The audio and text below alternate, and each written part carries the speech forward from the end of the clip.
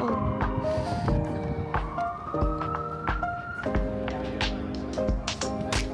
This is the way to the Brooklyn Bridge. Another yellow cab. I can see it. Look. It's there. And I can see people already.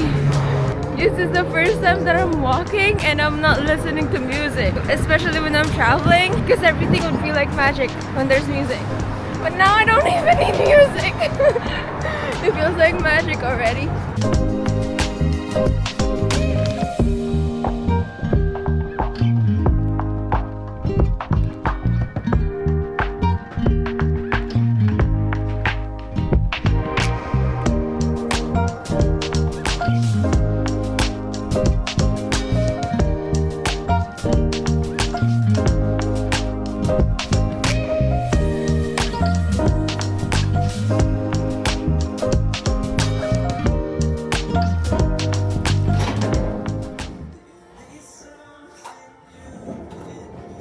Good morning. Today is day one of my annual retreat and I am doing my review and reflection day today. It's my third year now of doing this, where every year I spend the last few days of the year until the New Year's to do my annual retreat. I call it my Nika retreat, where I do my reflection, reviewing the year, making vision boards, and just goal setting and planning for the new year. And I try to do it in a different city every year. Last year I was in Seattle and this year I'm in New York. This is the first time I said that out loud. This crazy. I'm in New York. Yeah, today is December 26th. It's my first full day here. I arrived not late last night, but yesterday evening. And this morning, I saw the Brooklyn Bridge at sunrise, and today I am just about to do my review and reflection. A little disclaimer, I am in my workout clothes, and I was planning on being on my Blair Waldorf era. I had my big suitcase with me filled with like cuter outfits, but it did not arrive with me. I don't know what happened. I'm so thankful that last minute I changed my luggages and I switched up the contents of it, because now at least I have my workout clothes with me. This is crazy. I had much better plans for my Brooklyn Bridge pictures. At least I have my workout clothes, and I think it's very fitting because this year was the year that I really took my health and fitness seriously.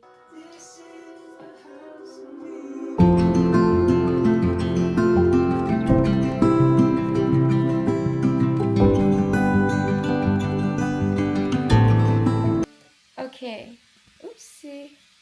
Okay, so I wanted to show you the template that I am using for this year. For the most part, I just copied what I had used last year. This year, I've added something because a YouTuber that I was following gave out Notion templates that she's using, so I combined both. So review and reflect, and then she has these journaling prompts. I replaced this with my vision board that I made last year. And then 2025 goals. I am going to be reflecting on the goals that I set from last year. These are not my answers. I gotta delete these. New experiences and highlights, career milestones and achievements, and then my finances. This is supposed to be here. Okay, the rest of this, what I used last year, the Wheel of Life categories, accomplishments and disappointments. We will be reflecting on people, places, experiences, and then interpret. I think this is my favorite part, because this template really goes in deeper, that it's not just, okay, what are your goals or who did you meet or something like that. It makes you ask yourself, like, why are they important? The next phase is the review phase. Free flow journal review. I'm always journaling, so I'm still going to do it, but I'm journaling. Anyways, like, I was so excited to bring this journal because I've only got a few pages left. I don't know if I will be able to finish it for the new year, because I want a new one in the new year, and we have like several more pages left. It is the 26th, so we have 4 days. Oh, can we feel that in 4 days? It's very ambitious, but we'll see. And then Mm. So goals and systems review. And then step 3, buckets, areas, review, pillars. Oh, the reason that I like this one is because it splits up your life into different areas like work, health, fitness, finances, romantic relationship, lifestyle, family, fun and social, spiritual faith, personal development and learning. And it makes you look in every area of your life, and it helps you become more well-rounded and have more balance. And then favorites. I think this one we could make more pretty because I've only added this one. I wanted to list down my favorites of the books that I've read, the movies and series that I've watched. Oh my gosh, this year was my Gossip Girl year. I can't wait. This is also part of the reason why I'm here in New York City. Every time I say it, I squeal. But this morning, as I was walking to the Brooklyn Bridge, I walked through this apartment and there was a yellow cab waiting.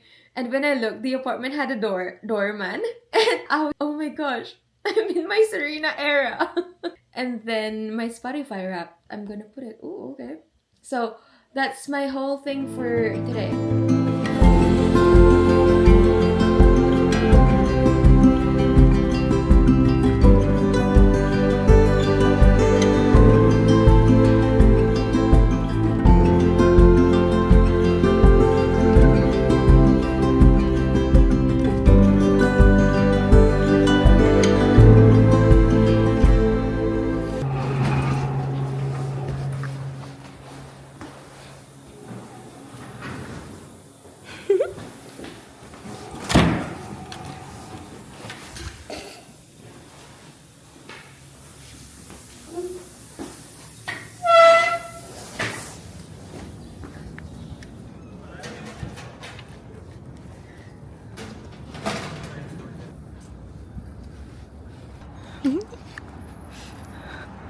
We're back outside. It's about 3 p.m.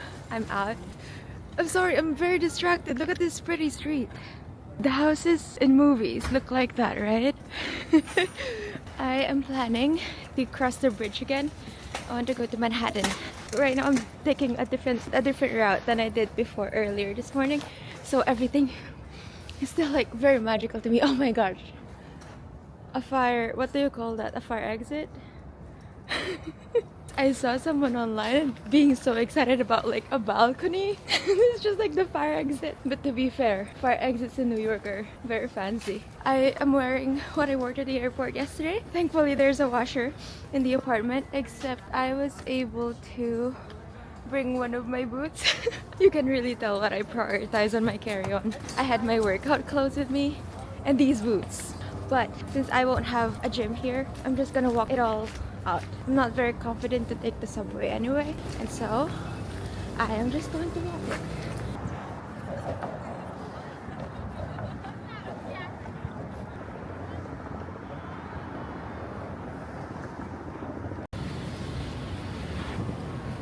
Oh, so pretty. Merry Christmas, New York.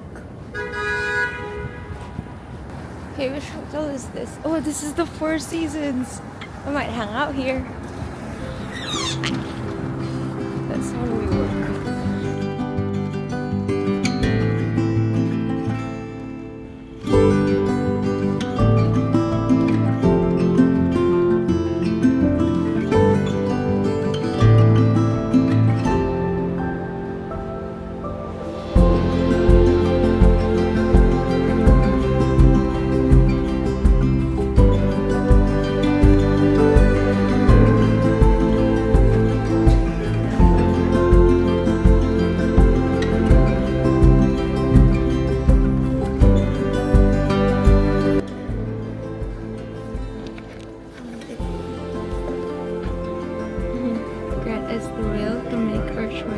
In accordance with your will.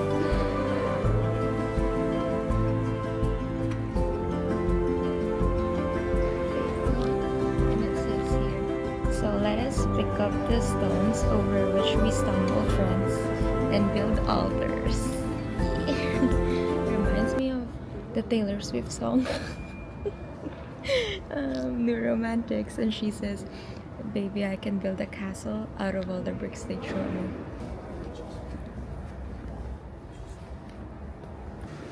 This is me today because I'm wearing the same thing that I wore yesterday. Okay.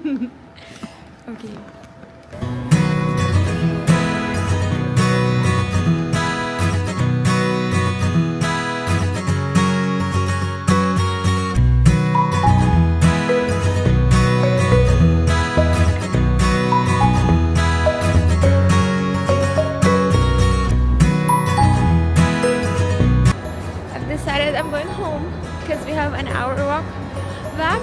It's almost 4 now, so I'll be there by 5. I really don't want to be out by nightfall.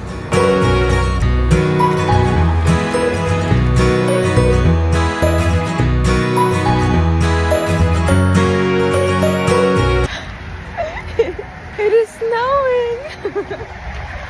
Oh my gosh!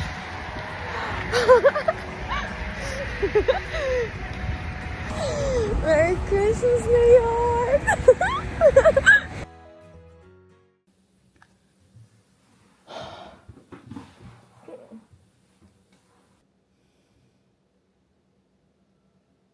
I made it back home. I just had my dinner. And today was so fun. I was kind of worried yesterday because when I arrived here, I don't know, I was not excited, but it wasn't like the bad kind of not excited. I was just so used to like being jumpy and squealy and just like upbeat right from the get-go. But when I arrived here, I felt like I was such a grown-up because, oh, I'm calm and I'm collected and what is going on? Why am I not jumping and squealing that I am in New York because it's my dream? But I think after today, I found it again. Is someone calling me? Hello? Hello, this is the WestJet baggage office from in JFK. Am I speaking to? So I happen to let you know that we have received your bag, and we can set up for delivery. Okay, thank you. When is it? Oh, okay. So when do you think can I get it? Because I don't have clothes and my toiletries are there. So since you are living in New York, it's gonna be same day delivery. Oh, okay. If it's not be in like the same day, it'd be early in the morning. Thank you. Have a good night. Good night. Bye. My bag is here. Anyway, today was really so pretty. Last night when I landed, when I was at the airport and seeing all the workers there and the taxi drivers and the bus drivers and everything, I remember Zoran Mamdani's victory speech, something along the lines of New York remains to be a city made by immigrants, powered by immigrants, and as of tonight is led by an immigrant. New York will remain a city of immigrants, a city built by immigrants, powered by immigrants, and as of tonight, led by an immigrant. That was such a powerful speech, and I saw it last night when I was just looking at every single worker, and oh my gosh, oh, okay, everyone is an immigrant.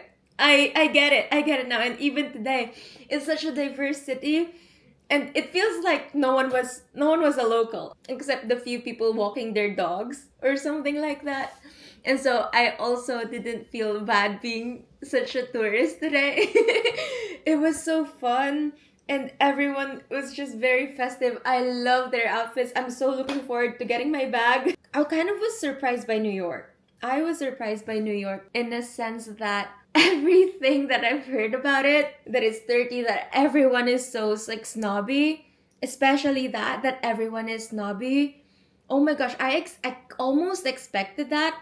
And so when I went to the bus, because you have to take the bus from the airport to get to the Uber pickup area, the bus driver helped me with my bag. I literally stopped and I was like, thank you. I was not expecting that. Everyone was just smiling at me.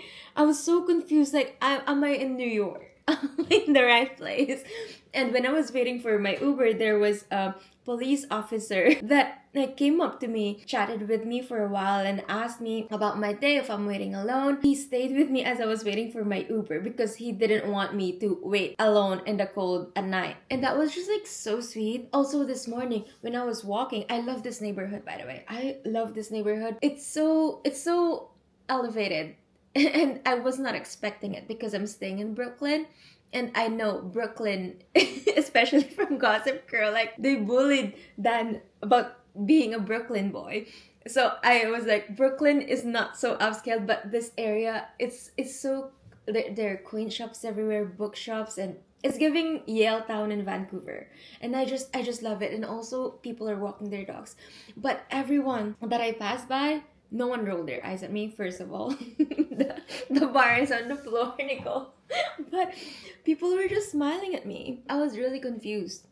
But I'll take it. I told myself, I'm just going to assume that everyone is going to be nice to me. My affirmation for the rest of this trip, I learned this from Fernando Ramirez, an affirmation that I really want to embrace for my whole trip is that everything about my life is spiritual and romantic. It feels like I'm in the Hallmark movie everywhere. That's what I told the person that I was sitting next to at the plane. I actually made, I started a note on my phone that said romantic things that happened today. Everyone was just so nice. Even when I was at the church earlier, a guy went up to me. He taught me like, how to properly light the candles so as not to burn my fingers. And when I was coming out, a delivery driver was about to come in with a trolley. He went back to the door and he literally got the door and opened it for me.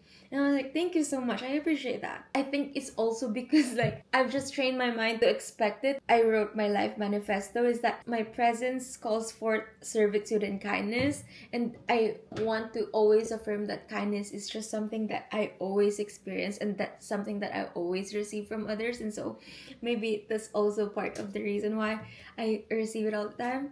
Right now, it's 5:38 p.m. I wanted to get home by 5. I gave myself a curfew. I didn't want to be out when it's dark. That's the least I could do for my family. Make sure that I'm safe. Those people who don't believe that self-care is also a way to care for other people, stop lying to yourself.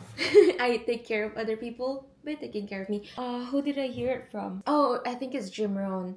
And he said that it's not about I'll take care of you and you take care of me. It should be about I'll take care of me for you and you take care of you for me. Anyway, it is Friday, December 26th. I completely forgot that it's Boxing Day today, but either way, I had so much fun.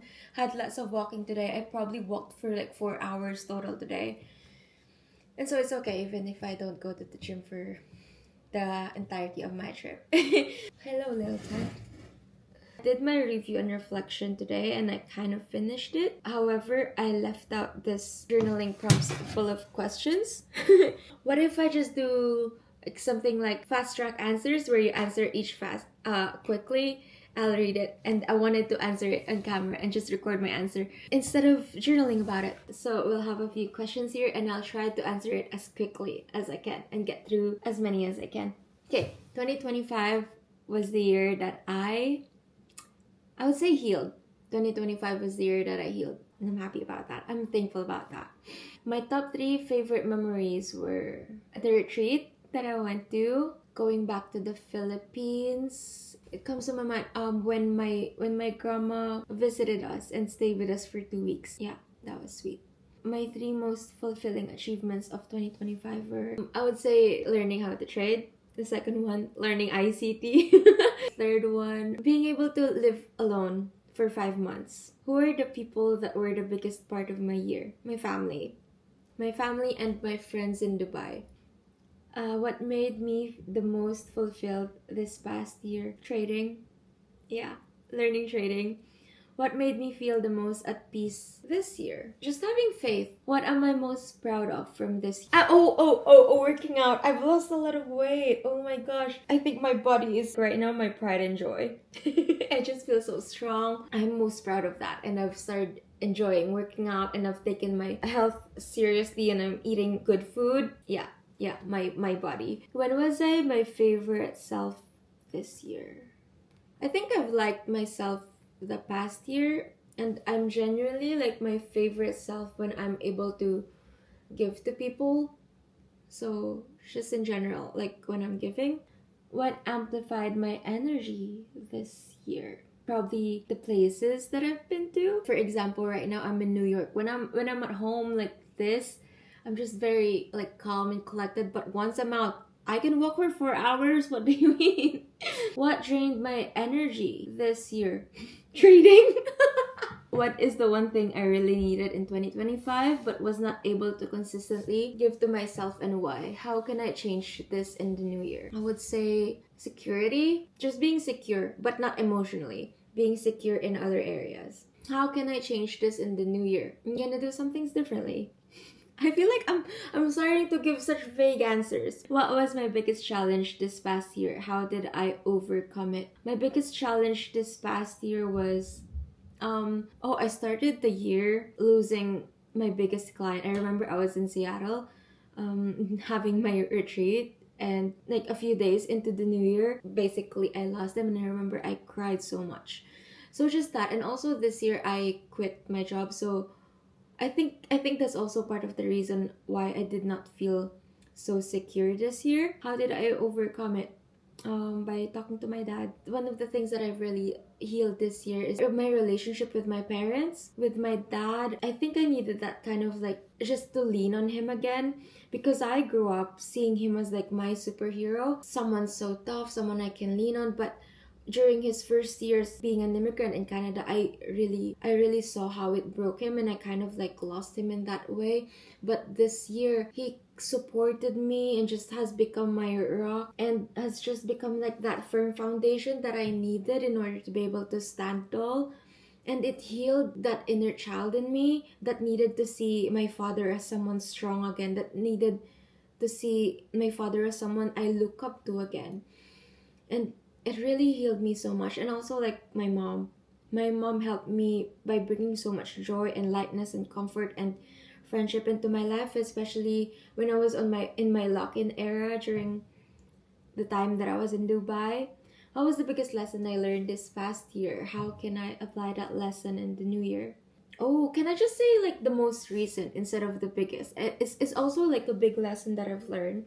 But going back to how I did not feel so jumpy and squealy, I think one of the reasons is that I realized that this does not fulfill me anymore as much as the way that it used to fulfill me. And by this I meant like traveling. Right now what I want is to really be able to let's reserve that for the next question, because the next question is really so fitting. It says, what did I discover about myself this past year that surprised me? This does not fulfill me the way that it did. I think I've reached my traveling quota at the beginning of the year when I was gone for like 5 whole months or 6 months. I mean, it's still fun and I still look forward to it and I still want to see new places, but it's not as fulfilling as it was for me. Just about people, want to be a better friend, just connection more than self-discovery. I think I grew up like wanting to learn more about myself and just trying to enjoy my own company and discover the world and all of that. But right now I just want my people, and being able to love them in the way that I want to fulfills me. Commitment have I made that I no longer believe in? Building in public. I've heard about it in the analogy of a photograph. Is it called analog? When you have to store it in a dark room, because if you expose it to light right away, like it just ruins and spoils the whole photo. So you have to develop it in the dark room. What was one action, habit, or behavior I kept doing that kept me stuck? Saying I'm just a girl. That's something that I'm changing this year. I was listening to a podcast about identity, and my brother talked to me about it, because I would say I'm just a girl very ironically, like just having fun, but it was affecting me in ways that are not beneficial anymore, because whenever I say, oh, I'm just a girl, even if I say it jokingly, it's almost like I'm using it as an excuse or as a crutch to be irresponsible or to just be a damsel in distress. By next year, I really want to see myself as someone responsible, self-reliant, self-sufficient, able, and kind. Who do I keep forgiving to avoid being alone? That's not... no one. If I have to forgive you in order to just not be alone, like, bye. Where in my life am I waiting to be rescued? We're dealing with that this year. We're dealing with that in 2026. We're not a damsel in distress anymore, although we're still gonna wear flowy dresses and we still welcome help from men and masculine and and being like very feminine and welcoming masculine energy, and we love that. We love strong men. We love traditional roles and chivalry. But come 2026, we're changed. We are changed. Okay, what am I pretending not to know?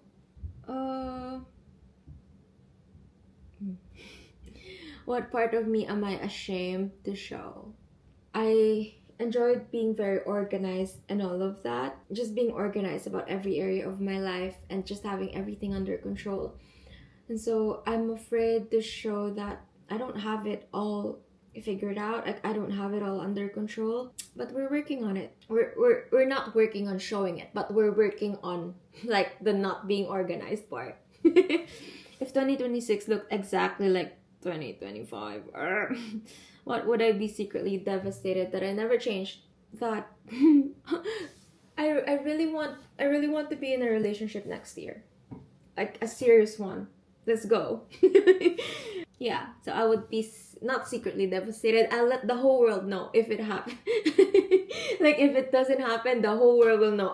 I'll cry a lot. What am I afraid will happen if I truly change? What do I need to release to truly honor myself? What about 2025 is new for me? Thailand, trading, and mature faith. Like, mature faith that did not care about what anyone thought about what faith looks like. What did 2025 represent for me in 3 words? Expansion. I felt so stretched this year. Healing. What else? Just beginning. Yeah, expansion, healing, and beginning. How did my life evolve in 2025? Mostly about trading. I learned trading and my fitness, like those 2 things. And also having lived alone for 5 months taught me so much about myself, and the lessons also that came after that about my priorities and what I want my life to look like. What about 2025 am I most grateful for? My family. Just having such a solid support system that I feel so secure about, that I feel that I belong to, that no matter what, I know that they will have my back. I know that they are for me. I know that I can always come home no matter what happens. I know that they would welcome me with open arms. I know that they never look at me with judgmental eyes. Yeah, I'm just most grateful for my family. Okay, so, yay! Guess what arrived today, finally. I'm so happy. The name is Mamdani. M-A-M-D-A-N-I. The name is Mamdani.